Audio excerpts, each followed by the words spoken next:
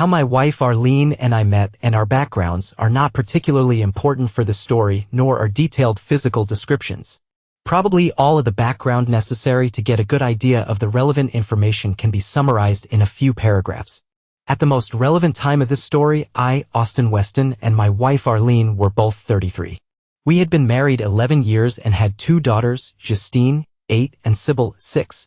Arlene and I are both slightly better looking, taller, smarter, and fitter than average, but no geniuses, actors, or models. Our libidos are also slightly higher than normal, and we have enjoyed a very good sex life, even though not earth-shattering. Arlene was a corporate attorney specializing in negotiating contracts, although also knowledgeable about trusts, wills, and estates. I was and still am the vice president in charge of purchasing, including IT equipment, for a small public company. My sister, Jen, her husband, Bill, and their twin daughters, Kate and Beth, 7, live about 4 miles away by roads, 1 mile as the crow flies because there is a large park and forest preserve that you have to go around to get there. Our kids and their cousins are best of friends and attend the same school. Although I didn't really know Bill before he started dating Jen and married her 6 months later, he has become my best friend. One idiosyncrasy that Arlene exhibited was her approach to finances and saving money. She insisted on investing in jewelry and art.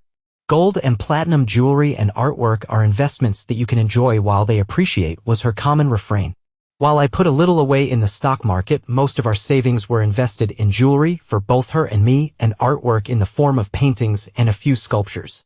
We also encouraged relatives to give our kids gifts of jewelry and art, and we gave them that type of gift as their big present on birthdays and Christmas, of course also with toys, games, books, and/or clothing.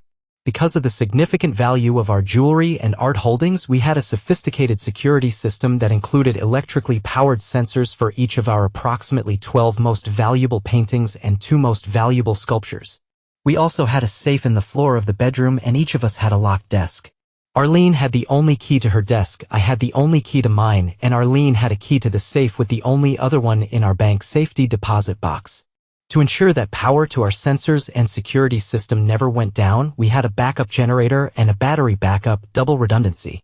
Bill has sort of taken a page from our book but in a slightly different direction. He had high-resolution cameras covering the only 3 entrances to his house and a security system, though it was less sophisticated than ours. Another idiosyncrasy that Arlene had, probably because of her semi-specialty in wills, trusts, and estates, was specifically adding expensive jewelry and artwork to our will shortly after we purchased a piece.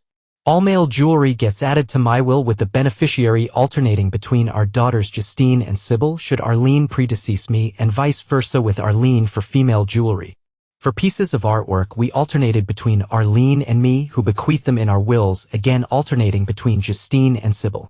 This had the effect of designating some of our assets as mine and some as hers, since you can't bequeath something you don't own outright. Life was going along swimmingly as far as I was concerned until one Thursday night. When I got home from work, Arlene was there, but the kids weren't. We were having a candlelight dinner, and Arlene had a skimpy outfit on and gave me a passionate kiss when I came through the door. "Where are Justine and Sybil?" I innocently asked. "Jen and Bill were nice enough to take them tonight and to school tomorrow." You should have seen how excited they were when I told them they were having a sleepover at Kate and Beth's house, Arlene replied with a diabolical smile. "Whatever will we do without them?" I said playfully, pulling Arlene close to me and giving her a passionate kiss. "We'll think of something," she replied, squeezing my hand. After a tasty, flirtatious, and light dinner, we put on some CDs and danced. We mostly practiced the steps of the slow dance we were learning in a weekend dance class in our house with our shoes off for a good hour. Once Arlene started rubbing me on the dance floor, that was the end of that. I carried her upstairs, she stripped me seductively, I stripped her unceremoniously, and we fell into bed. When we were finally done, Arlene rolled off of me and started planting kisses all over my face and neck. "Did you like?" she rhetorically asked. "Does the Pope poop in the woods?" I replied, out of it enough to mix my metaphors and getting a chuckle from the sex goddess who had taken over my wife's body. We soon fell asleep, but Arlene was not done. She woke me in the middle of the night, and soon I was on her again. You're probably wondering why, just before I described the best sexual encounter in my experience, I said, life was going along swimmingly as far as I was concerned until one Thursday night. That's because I knew Arlene and thought, what does this mean? More over-the-top sex in the future? Or does she want something? It was with the latter thought that I fell asleep for the second time. The next morning, Friday, Arlene was all lovey-dovey and I allowed myself to believe that the only thing the fantastic sex we had meant was that our sex life had turned a corner from very good to excellent and more phenomenal sex was in store. My happy-go-lucky attitude and big grin, both mentioned by a number of my colleagues at work on Friday, changed in the early afternoon when the phone rang. "Austin, it's Arlene," my secretary said over the intercom. "Hi, sex goddess," I opened the conversation. "Hi, yourself, Eros," Arlene laughed. "Hey, I'm not Greek," I laughed back. "No, but you sure are the god of lust and sex," she giggled. We continued trading compliments, which devolved into small talk, then the purpose of her call. "Say, darling," came over the line from her beautiful lips, the preface of a disaster to come.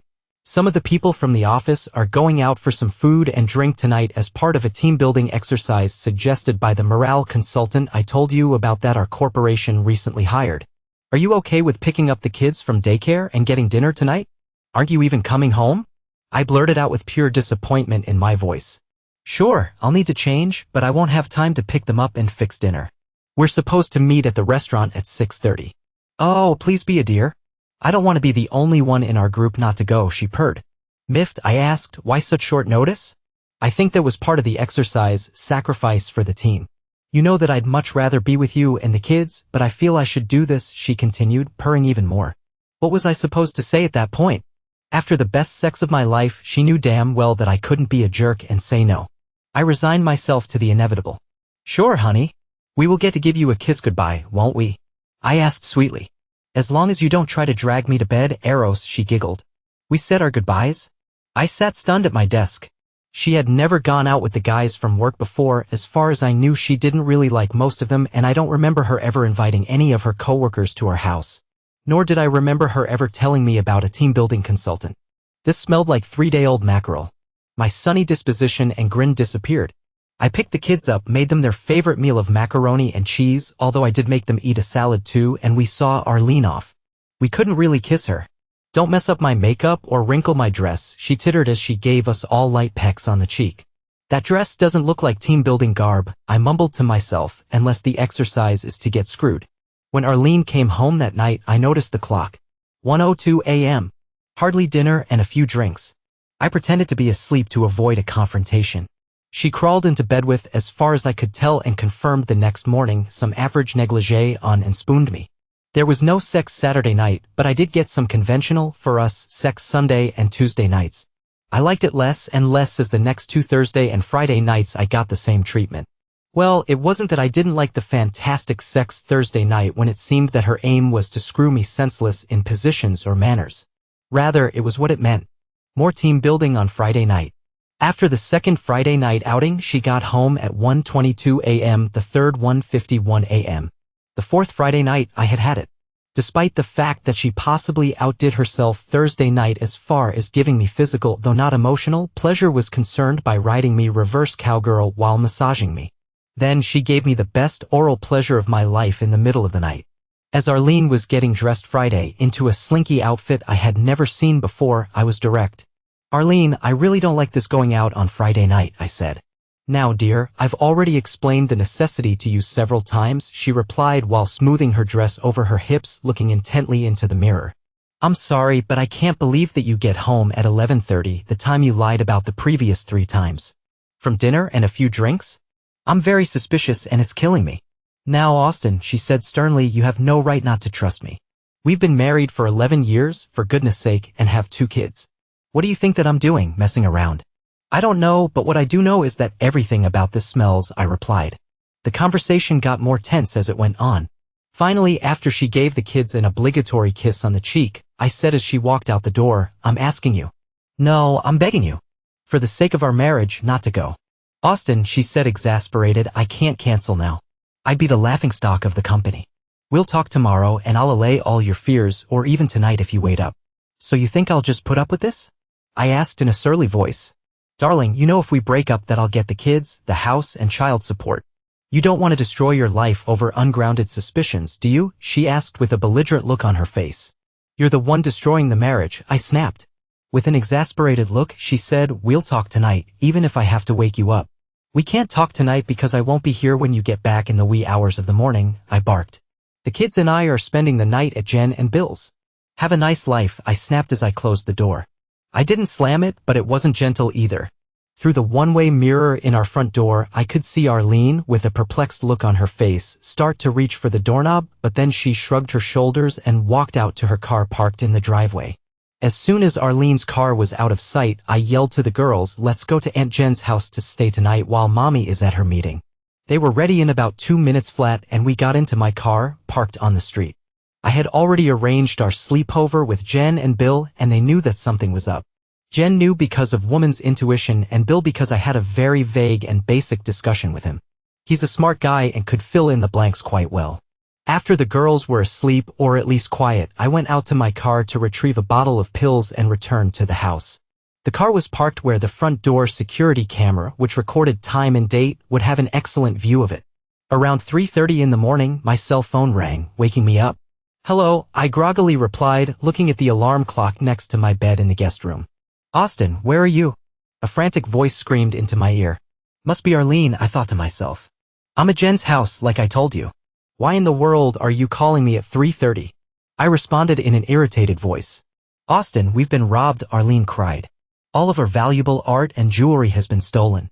Turning on my iPhone's recording app, I had her repeat it, then asked, "Why didn't you call me as soon as you found out?" "I did," she hysterically cried. "I just got in 15 minutes ago. The house is completely dark and I had to find my way around with a flashlight. What are you doing getting home from a team bonding experience at 3:15 in the morning? Exactly how are you bonding? You on top or him?" I snarled, trying to be as vindictive as possible. "Well, time just kinda got away from me. We can talk about that later. You've got to come home." Her emotional train was now completely off the rails. "Okay, I'll be there as soon as I can. Let me get dressed," I grumbled. I went to the bathroom, got dressed, went out to the car, and drove the 10 or 12 minutes it takes to get there. Arlene's makeup was smeared all over her face, having been dissolved by copious amounts of tears when she met me at the front door, flashlight in hand. She started to approach me with her arms open and say something, but I held her off with my outstretched arm and harshly cut her off. "Did you check the circuit breaker, team builder?" "No, I don't know where that is," she cried. "Get out of my way," I shouted, quickly moving past her while shining a flashlight of my own. As I passed her, I asked, "Did you call 911? "No," she sheepishly responded. "Well, what in the world are you waiting for?" I snapped. I saw her getting her cell phone out of her purse as I blasted past her. I went to the basement and found the main circuit breaker in the off position. I also found the backup generator switch off and the battery backup disconnected. The phone line, to which the security system was connected to the outside world, was unplugged. I turned the switches on and reconnected the battery and phone line. Everything was working perfectly because alarms indicating the theft of multiple pieces of art were ringing. I turned the security system off by punching in the code at the console by the front door. I answered the phone call from the security company, gave the password, and told them that it was a false alarm. I started reviewing everything on the first and second floors as Arlene dissolved into a puddle of tears on the couch in the living room. "Greet the cops at the door when they get here and get your head out of your bum," I yelled at her with a real edge to my voice.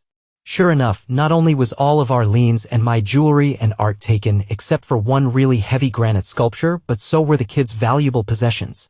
Even the secure safe in the floor of the master bedroom was open and empty. When the cops arrived, I gave them my statement first while a female police officer was trying to get Arlene to calm down. I told one male officer about my wife's call to me, what she told me over the phone, and what was missing. I produced a list from my study of all our valuables.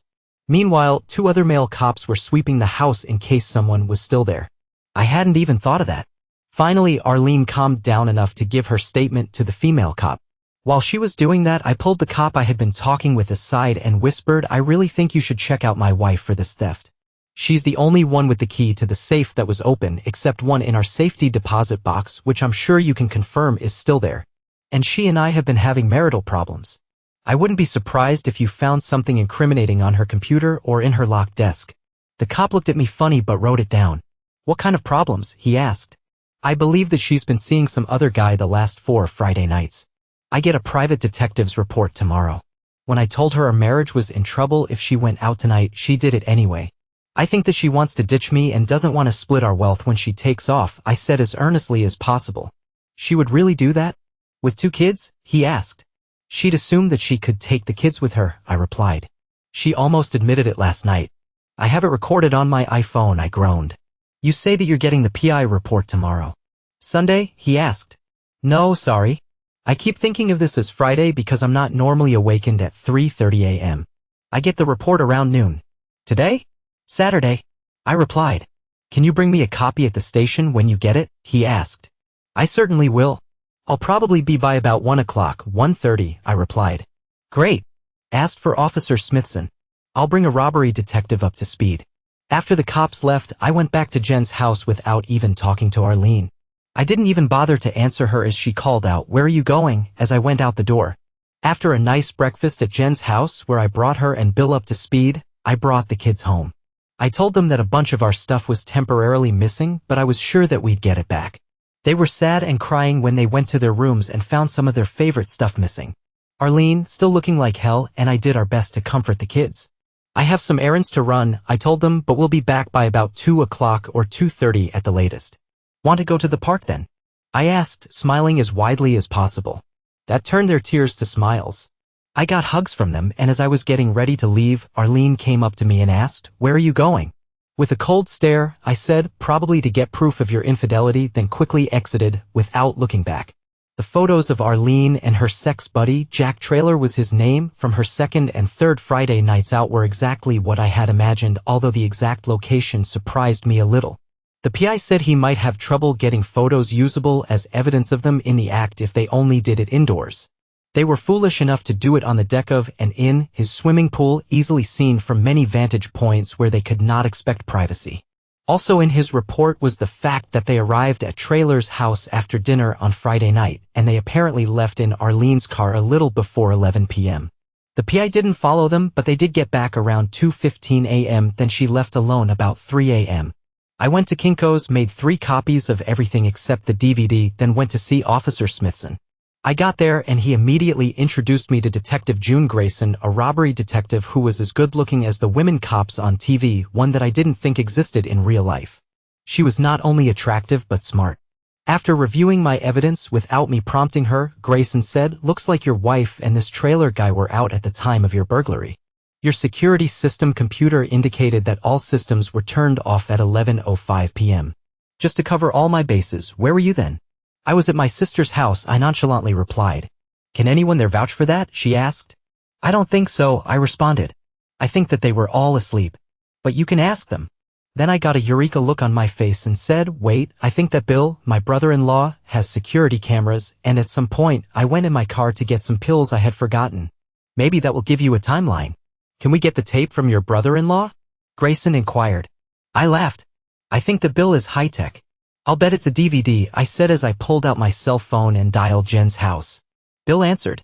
"Say, Bill, do you have security camera tapes from your house for last night?" I laughed again at his response. "Is it possible for you to bring the DVD, sorry to insult you by asking for a tape, to Detective Grayson at the local precinct? I'll let her tell you why when you drop it off. I've got to take the kids to the park." "Thanks." I smiled at Grayson and Smithson. Just as I thought. He's high-tech and has a DVD. He said that he'd bring it right over. "Unless you have something else real important to ask, I've got to go take the kids to the park." "Thanks, Mr. Weston," Grayson said with a smile, standing up to shake my hand. "We'll let you know in the next few days if we need anything else." "I'll be around," I said, smiling back and shaking her and Smithson's hands. "I know you know what you're doing, but as I told Officer Smithson last night, you need access to Arlene's computer and desk drawers. I'd love it if you got a warrant for those and my computer and desk too to cover your bases." Grayson just grinned. I dropped the original of my evidence, including the only copy of the DVD of Arlene and Traylor, at my lawyer's office. He always works on Saturday. I just told him to put it in his safe for now. I brought the other 2 copies home and put one in my desk and left the other one without the report of Friday night on the coffee table in the living room. I took the kids to the park and Arlene insisted on going with us. She tried to talk to me when the kids were playing, but every time she did, I simply ignored her and went over to the kids, pushing them on the swing, starting playing tag with them, or doing something similar. I made dinner that night and asked the kids to help so that I didn't have to be alone with Arlene. After dinner, I played games with them, read them bedtime stories, and finally had to leave them. When I went downstairs, Arlene had the envelope I left on the coffee table in her hands.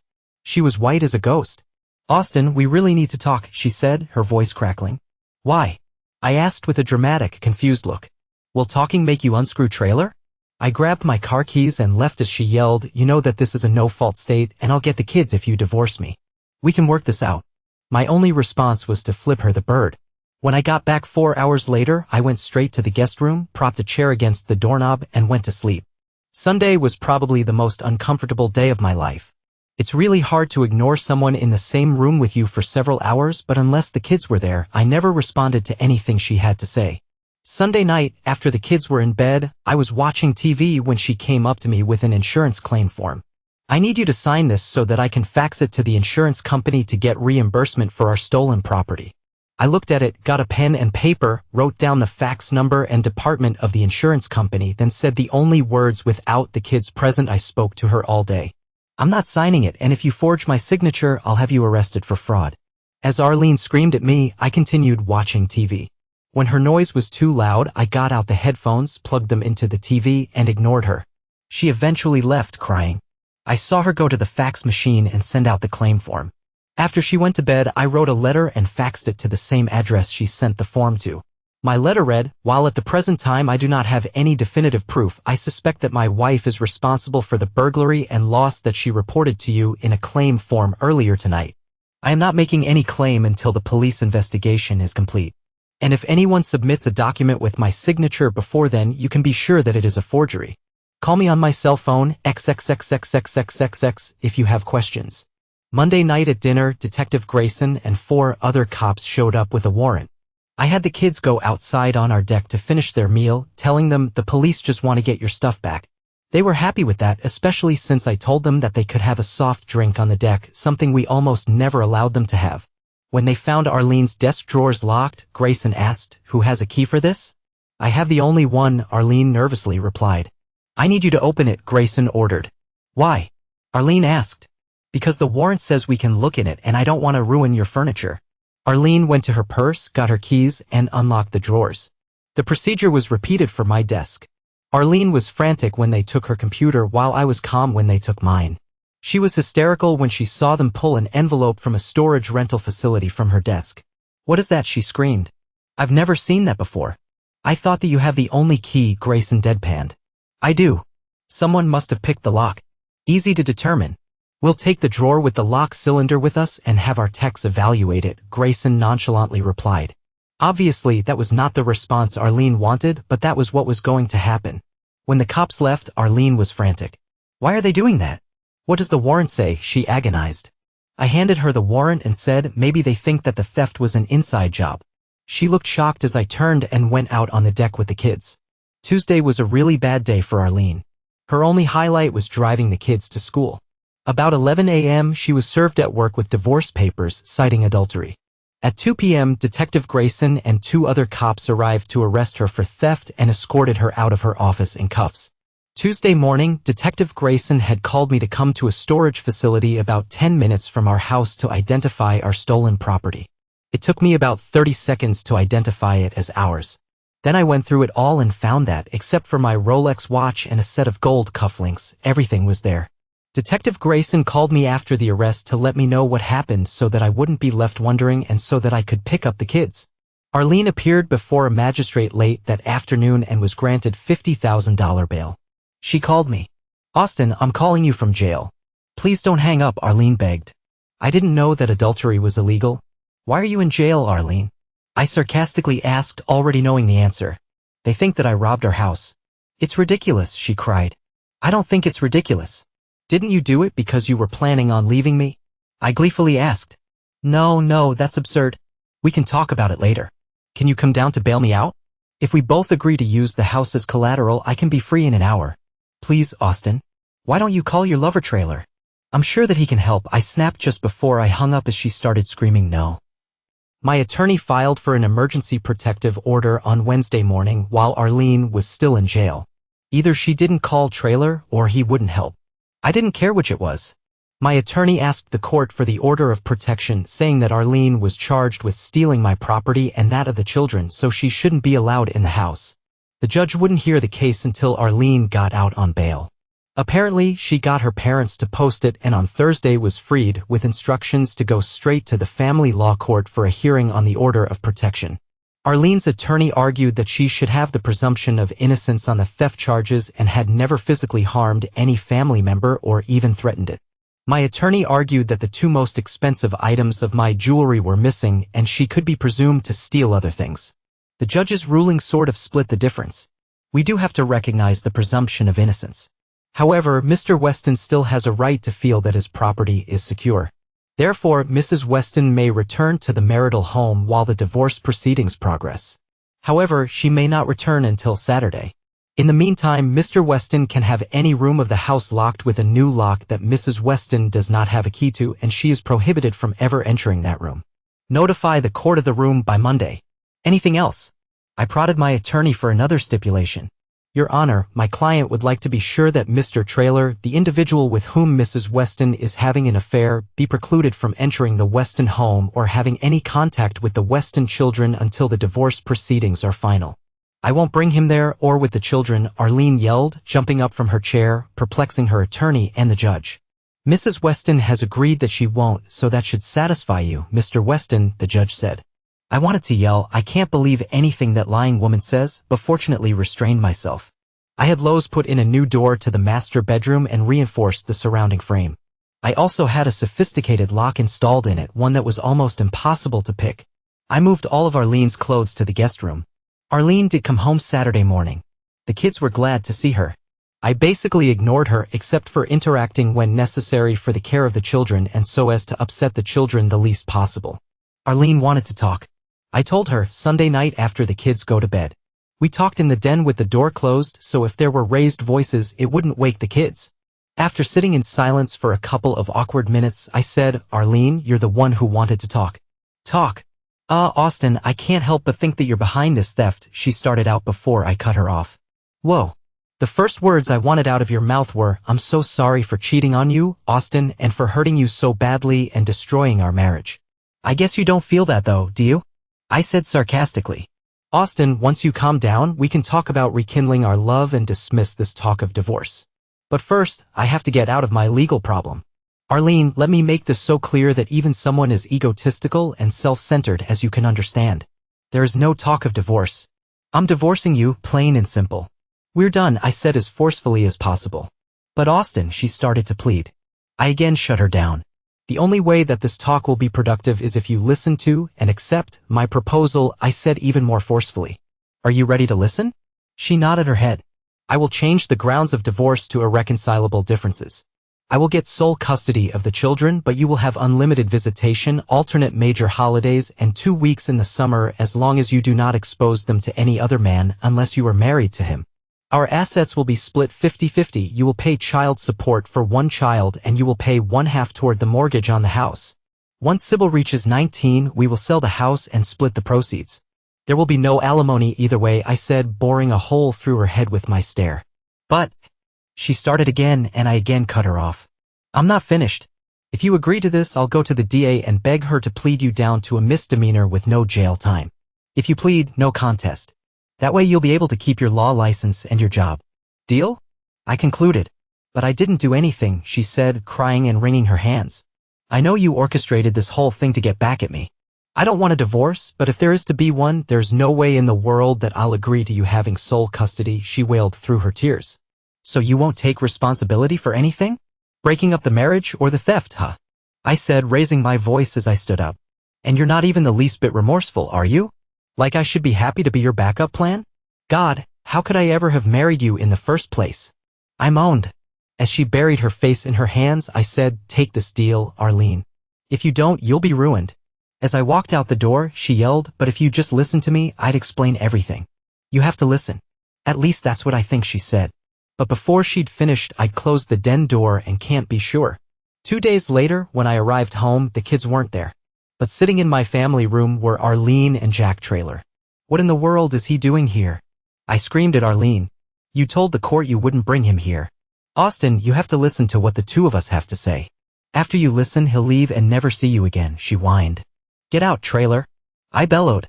He stood up with a hybrid nasty and pleading look. He was about 3 inches taller and 30 pounds heavier than I was, but the old saying about it's the size of the fight in the dog, not the size of the dog in the fight, is something I believe in. I had never backed down from a confrontation in my life, even though it got me my butt kicked several times, and this was not going to be the first. Trailer was trying to say something to me as he slowly approached, but I didn't hear what it was because I kept repeating, at the top of my lungs, "Get out." After yelling my refrain a good 24 times, it was clear that he was not going to comply, so I walked toward the phone and picked up the receiver to call 911. He pulled the phone cord out of the wall and in an irritated voice said, "Will you just listen, darn it?" I pulled out my cell phone and started dialing 911. He grabbed it out of my hand and threw it down on the floor, breaking it as he said, "It will only take 2 minutes and we'll give you your life back." I turned to go out the garage door, through the kitchen. He grabbed my suit jacket, but I squirmed out of it and bolted for the garage. Apparently, he didn't see me pick up the meat tenderizing mallet from the kitchen counter. As I turned left and exited the kitchen to a small breezeway to the garage, I came to an abrupt halt and turned around. As soon as he made the same left turn into the breezeway, I hit him in the forehead with the mallet, sending him reeling backward against the kitchen sink. As he was screaming and holding his hands up to his head in an attempt to stop the bleeding, I kicked him once in the groin with everything I had. By now, Arlene was in the kitchen sobbing. I saw her purse on the kitchen table, pulled her cell phone out of it, and dialed 911. My emergency is that an uninvited interloper attacked me in my own home and I hit him in the forehead with a mallet. He needs an ambulance and I need the police to arrest him. I opened the front door and calmly sat at the kitchen table as Arlene attended to Trailer. The paramedics impressed me. They were there in less than 5 minutes. The police were only a minute behind them. Trailer was taken away restrained in an ambulance. The police believed my story. I asked them to take my broken cell phone with them to check it for fingerprints to confirm my story and the phone line if they needed it. Also, my suit jacket had been ripped in the process and I asked them to take that for evidence, too. All that Arlene could tell the police, something she repeated over and over through her tears, was, "We just wanted to talk to him." The next day, my attorney was in court again. The judge was furious and ordered Arlene to vacate the house within 2 days and to pay for changing the locks. Visitation with her kids would have to wait until after the divorce proceedings were concluded. The judge continued the divorce until the criminal case against Arlene was finalized. I talked Detective Grayson into getting a search warrant for Trailer's car and house and Arlene's car. In Trailer's car, they found my gold cufflinks, and in Arlene's trunk, they found a present with Jack and a heart on a tag. Inside the present was my Rolex watch. Trailer was arrested for theft, too, in view of the cufflinks and because when fingerprint results from my house came back, the only fingerprints on the basement window with which the thief gained access to my house were his. Arlene didn't follow my advice and accept my proposal but fought the criminal case. Apparently, she believed, rightly so as it turned out, that the only way that she could get custody of the kids was to win the criminal trial. The prosecution had a great case. A woman with a gaudy emerald ring and blonde hair, both just like Arlene's, rented the storage facility where the stolen property was found shortly after Arlene's first team-building exercise. Only Arlene's prints were found on the lock at the storage facility. That, along with the evidence earlier discussed, made a nice prima facie case for the prosecution. Arlene and Trailer took the stand in their defense. Arlene admitted to 4 sexual encounters with Trailer but maintained that she never left his house until 3 a.m. the last Friday, so the PI's testimony was fabricated. She maintained that I must have stolen the stuff and set her up. She couldn't explain how I could do that since she admitted that she didn't think that I had a key to the safe or her desk drawer and her keys were always in her possession. She explained the storage facility rental as a case of mistaken identity. She said her fingerprints were planted on the lock. Both Trailer and Arlene came off as belligerent and unconcerned about the effect of her cheating on her family. I was grilled by defense counsel for 3 hours. The prosecutor and Detective Grayson said that I did very well. They said that I came out as strong but cooperative and very credible. After my cross-examination, the prosecution put on Detective Grayson to explain that there was no way that I could have committed the theft. She said the DVD at Jen and Bill's house showed me entering there at 11:02 p.m., not leaving, and my car not leaving yet. The break-in occurred as indicated by the alarm system being deactivated at 11:05. In a dozen tests, the fastest that any patrolman had been able to get to my house from Jen and Bill's at that time of night was 9 minutes and 32 seconds. Detective Grayson also testified that I did not have a key to the safe. The only 2 were the one Arlene had in her purse and the one in the safe deposit box. She testified that I had not even visited the safe deposit box for more than 3 months before the first team-building session. An expert confirmed that Bill's DVD was recording the time accurately, as was my alarm system. Once the case went to the jury, Arlene and Trailer sensed that things were not going to go their way and tried to make a deal with the prosecutor for misdemeanors, just what I suggested to Arlene. Arlene even agreed to give me sole custody of the kids. The prosecutor asked for my opinion. I told her, "You're in charge," but after she put us through the expense and trouble of a trial, if it were up to me, I'd let the jury decide. That's what she did. The jury came back with a verdict in less than 2 hours. They were found guilty on all counts, including theft and insurance fraud for Arlene and theft and assault for Trailer. Arlene was sentenced to 3 years in jail and probation for 5 years, and the Bar Association started disbarment proceedings against her since she had been convicted of a felony. Since Trailer had 2 misdemeanor convictions in his background and since the assault against me was a special circumstance because it was in my home, he got 4 years in jail and probation for 5 years and was ordered to pay restitution for my cell phone and suit jacket. After the criminal trial, the divorce was a slam dunk. All of Arlene's pleas, through her attorney since she was in jail, fell on deaf ears. The marriage was dissolved based on adultery. I got full custody of the kids, paid up child support for 3 years and more when Arlene got out of prison, and the house. The rest of our assets, before Arlene's criminal defense costs, were split 50-50. She was ordered to pay my attorney's fees. As my brother-in-law and best friend, Bill, and I walked out of the courtroom, he had a big smile on his face. "What's with the grin?" I asked. "How did you do it, Austin?" "You can tell me now," he expectantly replied. "Do what?" I laughed. "What I wouldn't tell Bill, but will tell you, is that of course I set up the entire theft thing. I was very suspicious of the team-building lie the first time I heard it. I confirmed that it was a lie by having a coworker call HR at Arlene's office. If HR never heard of it, I concluded that it was bogus. The first Friday night of the team building, I had already hired a local high school senior as a babysitter. She came over as soon as Arlene left. I paid her $50 for sitting and $100 to never tell anyone that she did sit that night. Arlene's cell phone gives out a signal that an app on my smartphone picks up, and I made sure that it was working before she left that Friday night. As soon as the sitter arrived, I tracked Arlene down using that app. I found her and a guy I had never seen at a restaurant that I had never even heard of. I went in with a disguise on, cornered a busboy, and gave him $100 to bring me a glass that Arlene's date had handled and drank from. I waited until Arlene and her date exited the restaurant. I saw them kiss before she got in his car. Still in the disguise, I walked in back of the car and photographed the license plate with my cell phone. By Monday afternoon, I knew that Arlene's date was Jack Trailer and where he lived. I hired a private eye to follow Arlene the second and third Fridays, and it is then that he got the photos of them together by his pool. I told the PI that I did not want his report so I could claim that I had no actual proof until then, until the day after her 4th Friday team-building session. I had a plan in place, including how to get custody of the kids if we divorced by Sunday night. The first Monday, before I left for work, I removed Arlene's distinctive emerald ring from her jewelry box. She never wore it to work but did whenever she went out. I paid an actress who was the same size as Arlene and who wore a wig with the same color and style of hair as Arlene and sported her emerald ring on her finger to rent a storage facility cube in Arlene's name, paying 3 months cash in advance. By Tuesday, I had purchased some key impressioning clay. While Arlene was sleeping that night, I snuck her keys out of her purse and got impressions of her house safe and house desk keys.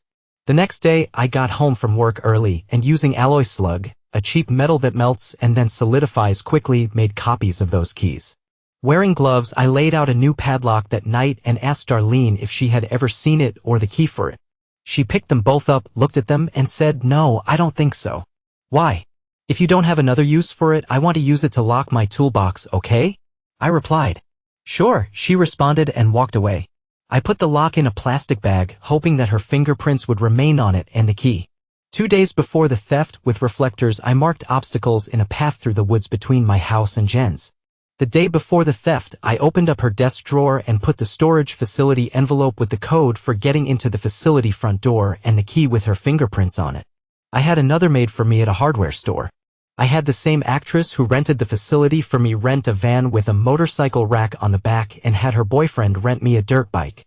I parked the dirt bike in a clump of trees behind Jen and Bill's house. I also got the password for Arlene's laptop from the list of passwords in her locked desk, set up a new email account, and left a draft email in the account allegedly for Jack Trailer. The email said that she couldn't wait to get together with him, and if their plan worked, they would be able to live off of my stolen property while she got a divorce. I paid the actress and her boyfriend to be on call the fourth Friday night of the team-building sessions to walk from the side of Trailer's house and, using the extra key for Arlene's car, drive it away. Before doing that, I had the boyfriend ready to open up Trailer's car using a car lockout tool and drop my gold cufflinks between the passenger side door and seat. I had also placed a wrapped box with Jack on the tag and my Rolex watch inside in the trunk of Arlene's car. Earlier that day, I had parked the rented van in my garage and disabled the automatic garage door opener. 2 days earlier, I had placed Trailer's fingerprints from the glass at the restaurant onto the basement window that would allow access. I found that to be much simpler than I imagined it would be. Instructions on the internet obtained via a library computer, not mine, cocoa powder, a shallow bowl, and a small paintbrush were all that I needed, plus a little patience. I apparently did a good enough job to fool the cops. Up until my talk with Arlene, begging her not to go out the fourth Friday, I had not decided to actually pull everything off. I honestly believed that if she had stayed home that night and pulled the plug on her relationship with Trailer, we had at least a 50-50 chance of making it, although I would have gotten revenge on him somehow.